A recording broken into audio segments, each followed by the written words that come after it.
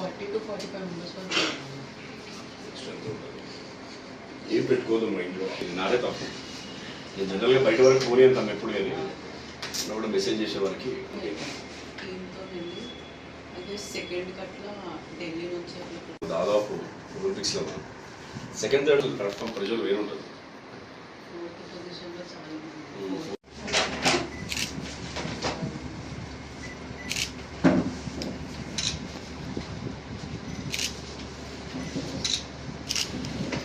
మాకు ఈసారి పండుగ లేదు, పెద్దలు చనిపోయాను, తను ఒక్కతే చెల్లిపోయినట్టు ఈరోజు.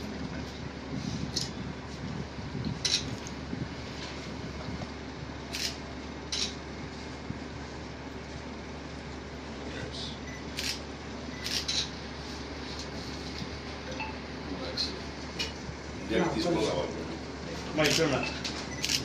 ఇవ్వాలంటే తీసుకెళ్ళిపోవాలి.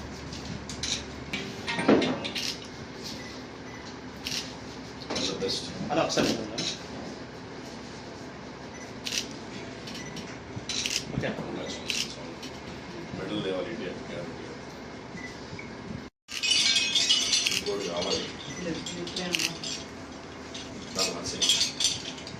వైష్ణవి, నేను పవర్ లిఫ్టర్ని. నా పవర్ లిఫ్టింగ్ జర్నీ స్టార్ట్ అయినప్పటి నుంచి సాయన్న దాంట్లోనే కంటిన్యూ అవుతుంది. యాక్చువల్లీ నేను లిఫ్టింగ్ స్టార్ట్ అయినప్పుడు నా దగ్గర ప్రాపర్ కిట్ లేకుండే, అయితే సాయన్న అప్పుడు హెల్ప్ చేస్తుండే కిట్. ఆ కిట్ ద్వారానే ఇప్పుడు నా దగ్గర ఆల్మోస్ట్ 9 నేషనల్ మెడల్స్ ఉన్నాయి. ప్రతి నేషనల్ మెడల్కి కూడా ఒక సెంటిమెంట్. అన్న దగ్గర వచ్చి బ్లెస్సింగ్స్ తీసుకున్నామంటే డెఫినెట్లీ నెక్స్ట్ నేషనల్లో పక్కా మెడల్ ఉంటుంది. అట్లా అని చెప్పి అదే కొనసాగుతుంది.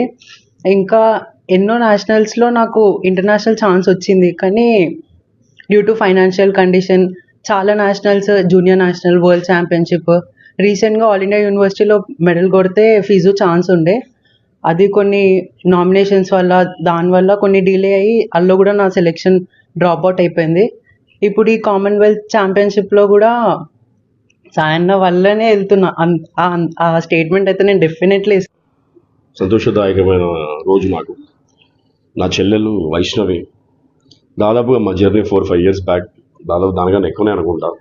తను ఎప్పటి నుండి అయితే ఈ స్పోర్ట్ని ఎంచుకుందో, పవర్ లిఫ్టింగ్ని, అప్పటి నుండి సపోర్ట్ చేయడం జరిగింది. దేవనే నమ్మకం ఉంది ఏదో రోజు ఇంటర్నేషనల్ ప్లాట్ఫామ్కి వెళ్తుంది తప్పకుండా, అక్కడ కూడా మెడల్ సాధిస్తుంది ఇండియా కోసం అనే నమ్మకం దేవనే ఉండింది నాకు తన పైన. లక్కీగా ఈరోజు పవర్ లిఫ్టింగ్కి సెలెక్ట్ కావడం, రాఖీని పురస్కరించుకోవడం, నేను కూడా తన క్యాంపెయిన్ రన్ చేసింది, నాదే పొరపాటు. మళ్ళీ నేను లేట్గా చూస్తాను చేస్తే మేము వెళ్ళి సౌత్ ఆఫ్రికాలో కామన్వెల్త్లో పార్టిసిపేట్ చేసి మెడల్ తెస్తానని. సో నేను ఫోన్ చేసి తనకి నీ ఇంటికి రావడానికి ఎందుకు లేట్ చేసినాను చెప్పి, తప్పకుండా రావాలి, నా దగ్గర తీసుకుని వెళ్ళు, ఎంత ఎక్స్పెండిచర్ అయినా కూడా నేను ఉన్నాను నీకు అని చెప్పి. ఎందుకంటే ఈ రీసెంట్గా కూడా ఒలింపిక్స్ జరిగింది. భారతదేశము 140 కోట్ల జనాభా ఉన్న భారతదేశము 71st పొజిషన్కి వచ్చేది. కాబట్టి స్పోర్ట్స్ని మనము ఎంత ఎంకరేజ్ చేస్తే అంత ప్రతిభ చూపించే స్థాయిలో ఉన్న అథ్లీట్స్ ఉన్నారు మన దగ్గర. ఇట్లాగే సపోర్ట్ కావాల్సిన ఎంతోమంది ఉన్నారు.